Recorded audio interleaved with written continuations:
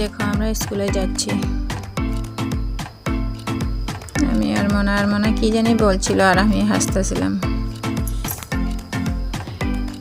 তারপরে স্কুল থেকে আসার পর আমরা ভাত খেয়েছি, ডাল বানাচ্ছিলাম, আলু সিদ্ধ আর শাক বানাচ্ছিলাম।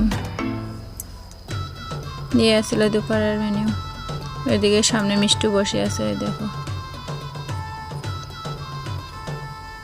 হয়তো মনা খাচ্ছে আর বলছে দারুণ হয়েছে। তারপরে স্কুল খাওয়া দাওয়ার পরে মালা বানাচ্ছিলাম, এই যে মালাগুলি দেখাই দিচ্ছি। তারপরে মিষ্টি দেখো কিভাবে ঘুমাচ্ছে, মনা ভিডিও করছিল, মিষ্টি ঘুমাচ্ছে। ভিডিওটি ভালো লাগলে লাইক কমেন্ট আর শেয়ার করে দিয়ে টাটা।